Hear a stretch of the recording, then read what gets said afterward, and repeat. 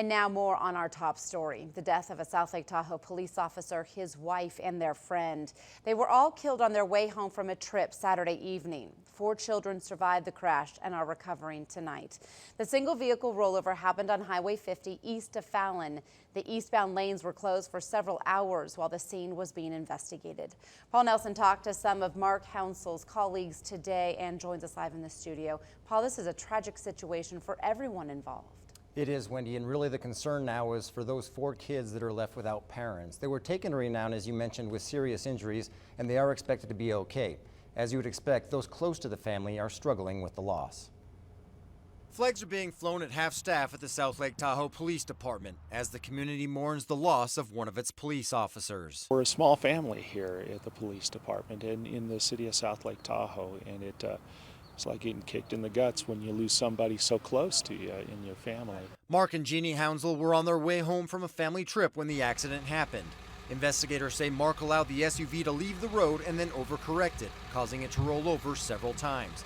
The couple and their friend Laura Fisher lost their lives. The 4 Hounsel children were seriously injured and taken to Renown Regional Medical Center. These kids don't have mom and dad now to comfort them through the loss of their parents, through the injuries they sustained. We care a lot about those kids being left without their mom and dad, and we will, stick together to do everything that we can to look out for them.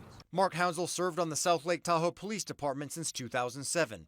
His colleagues say he had a contagious smile and loved public service, having a positive impact in the Carson Valley where the family lived, as well as the town he worked in. Just this morning I was talking to some folks who knew him and saw him frequently and were expressing their condolences because he was seen as a very nice man that would be willing to help anybody. Friends say Mark and Jeannie raised their kids with strong values and were very active in their church.